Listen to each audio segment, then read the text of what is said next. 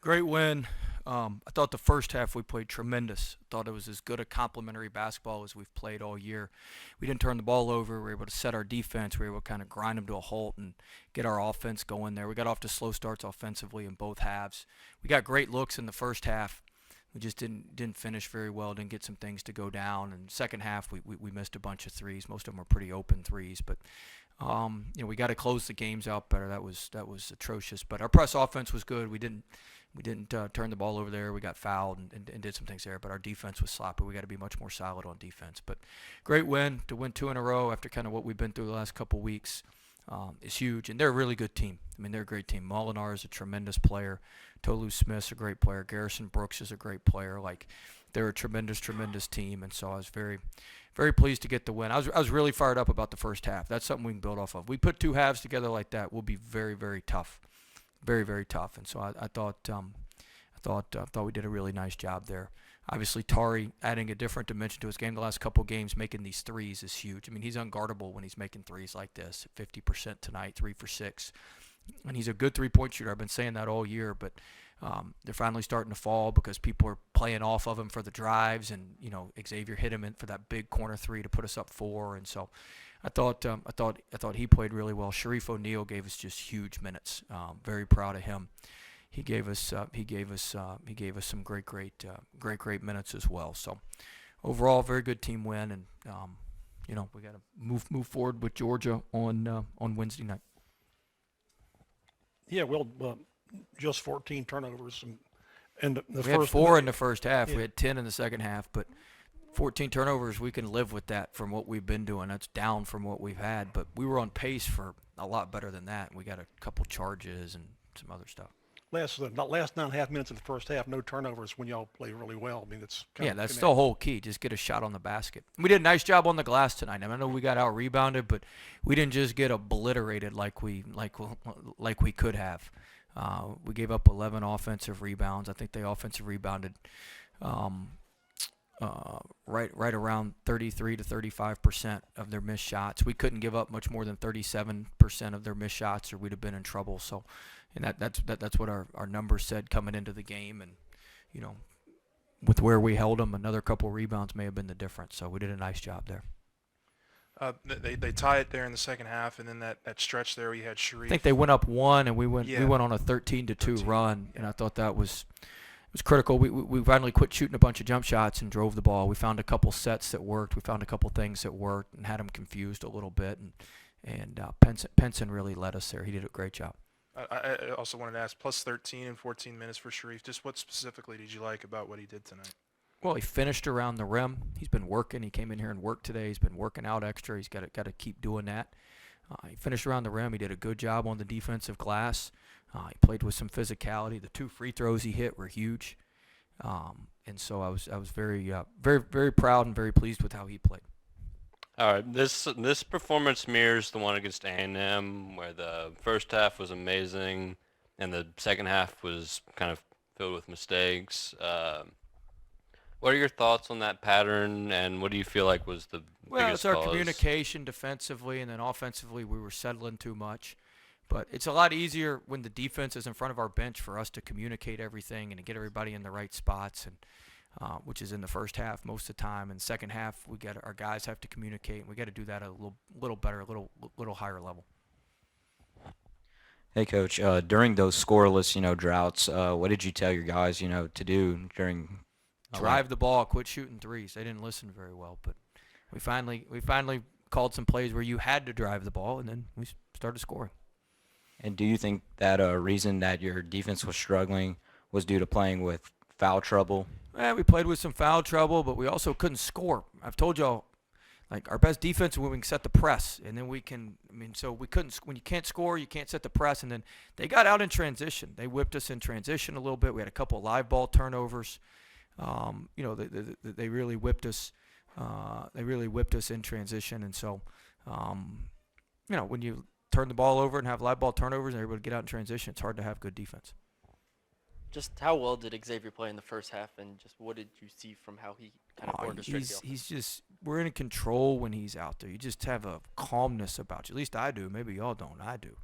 Just feel like everything's under control, and that's how he plays. And he doesn't play perfect, but like I said the other day, he makes some things happen. And he keeps us out of a lot of bad situations, and he's able to recognize when a play's working, we're going to keep going to it, and he's just got really, really good court sense. And first half, at the end of the half, he was driving it. I mean, it was a hell of a think about the play at the end of the half. If he's not out there, we probably just drive it in there and just sling some shot over our shoulder, and it bounces off the backboard. Instead, he jumps off 2 feet, shot fakes, draws a foul. Like, it's just simple stuff like that he just has such a high level of understanding, and just he knows how to drive mismatches and ricochets and get down the seams. He knows what he's doing out there. You had talked about a couple of days ago during the presser that when X is out there, Tari averages about 20-something odd points. How did that chemistry You would really think show? I know what I'm talking about, huh? I know some of you guys don't think I know anything, but it's pretty simple. He makes everybody better. He's able to find the hot hand. He makes everybody better. And then offensively, the way Tari kind of closed out the second half for you, what was he really doing just to get the key buckets for you on the back end? Well, we ran a bunch of sets for him. We typically he made a hell of a play. We've been working on him on driving left, so people can't sit on his right as much. He's been doing 10 minutes of weekend drives a day. Well, the play he scored on at the end was we've run the same play where he drives it right 3 different times. It's a fake drive right and a drive left down the seam, and he drives left. He has a pivot. He does what we call a kickstand pivot and finishes through with his right hand. Tremendous play. Tremendous play. Coach, You can X and O all you want. If you don't have somebody who's athletic and as good a player as he is that can finish that, it don't matter. And he's a damn good player. Coach, you talked about X, but today coming off the bench, Gaines was plus 16 in the first half, plus 12 for the game. Just specifically coming off the bench, what does he bring brings to the this team? energy. He's able to play more of his natural role. He's able to play more to his natural strengths. I think you can see that, and I thought he gave us good energy. You talk about taking care of business at home. How do you feel finally, breaking that 2-game home losing streak? It was good. I don't think we had a 2-game home losing streak. We've lost 2. We've lost 2 out of the last 3, but it was good. I thought our crowd was great. The students were great. Our little gumbo pot, we've been working on that. I thought that was good. We appreciate Dee Dee helping us out with that. I'm not going to tell you what I had to agree to for her to get her to do that, but we have an agreement. So she held up her end of the bargain. I'll hold up my end of the bargain. But I thought the crowd was great, and we talked about that before the game. We need to create some separation within the league. It was a big game. They were ahead of us at 5-5, and also we need to reestablish ourselves at home. We got people that pay hard money to come watch us play. That BS we played against Ole Miss, that ain't gonna work. And we needed to play better and reestablish ourselves at home. And so I thought our guys took to that and played with good energy. And just back to Eason real quick for a second. You mentioned like Gaines and the spark that he has, but how much of how you use Eason in your rotation is predicated on the defensive stuff that he does? And had you decided that all along when you took him that was how you were going to use him? No. When I took him, I didn't know that was how we were going to use him. I mean, I knew he was a really, really good player. But the rotations are cleaner. He gets just way better matchups. He just gets way better matchups with how we play him and where we play him, and we can manipulate things at the 4 and the 5. It's just everything's just a lot cleaner, a lot better. And then, his talent's just so good. They're played 2 traditional bigs, so he can just drive them. I mean, what did he draw? 4 or 5 fouls tonight too. I mean, there's a lot of stuff that goes into it. What did he draw? 3, 4 fouls? I don't have it in front of me. 4. Drew 4 fouls. So I mean, there's just a lot of stuff that he does that. Bringing him off the bench, he still plays a ton of minutes. He's out there to close the game. That's a lot more important than who's out there to start the game. And I thought he does some really, really, really, really good things for us. And the matchups are very, very favorable, very, very favorable to him. How important is the bench to this team? You outscore Mississippi State 35-5. And Look, we bring our. Yeah, that's great for stats and stuff. We bring Tari Eason off the bench, who's our leading scorer. It's not. I mean, oh yeah, y'all outscored him on the bench. Well, no joke. We have our leading scorer coming off the bench. We're going to outscore almost everybody from the bench. And then when Sharif plays like he did tonight, and then obviously Gaines Gaines started for us for 6 or 7 games, and we bring him off the bench. I mean, of course you're going to outscore him from the bench. We got guys. I think that's a meaningless stat. Let me put it to you that way. I don't think that matters one bit. 2 scores the most points, whether they start or come off the bench, doesn't make any difference.